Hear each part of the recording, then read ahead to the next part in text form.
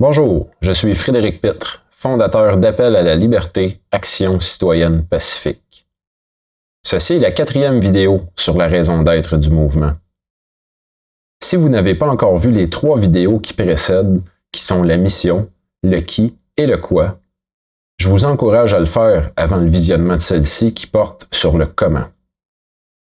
Comment parvenir à se mettre en action et se mobiliser en tant qu'individu et en tant que collectivité? Tout d'abord, en se responsabilisant, en s'informant et en s'éduquant par nous-mêmes. Nous devons réapprendre à réfléchir et à faire confiance en notre propre jugement, que l'on a malheureusement tant dévalorisé depuis plusieurs années. Pas besoin d'aucun diplôme pour réfléchir comme on tente parfois de nous le faire croire.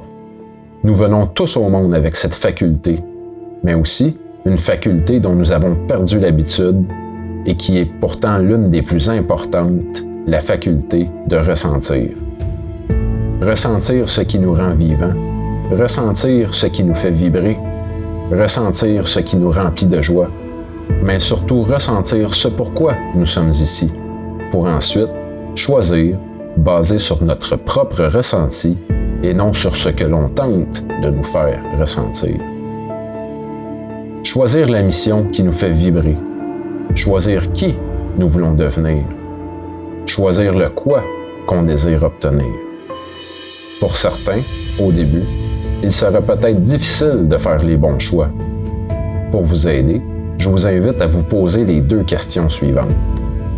La première, est-ce que mes choix sont fondés sur ma réaction à ce qui se passe autour de moi ou sur ce qui jaillit de l'intérieur de moi, indépendamment du reste?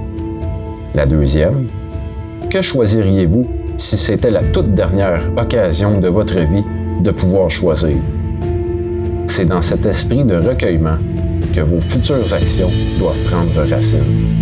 Parce que réfléchir, ressentir et choisir est le terrain fertile de l'action. Une action qui est la semence de vos propres pensées. Une semence d'action profondément enracinée dans le terreau fertile de votre propre intérieur. On peut regretter d'avoir suivi les mauvais conseils de quelqu'un, mais on ne regrettera jamais d'avoir réfléchi par soi-même. On peut regretter d'avoir ressenti de la colère, mais on ne regrettera jamais de ressentir ce qui nous remplit de joie. On peut regretter d'avoir fait de mauvaises actions, mais on ne pourra jamais regretter les actions que l'on fait pour s'épanouir. Il faut bien garder à l'esprit que ce n'est pas en faisant des actions que l'on accomplit sa mission. C'est plutôt la mission que l'on choisit qui dicte nos actions. Ce n'est pas en faisant des actions que l'on devient qui l'on veut devenir, mais c'est plutôt qui nous avons choisi de devenir qui dicte nos actions.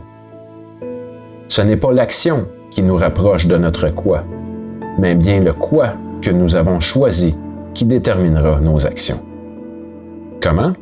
En s'informant, en s'éduquant, en réfléchissant, en ressentant et en choisissant, pour finalement passer à l'action tous ensemble.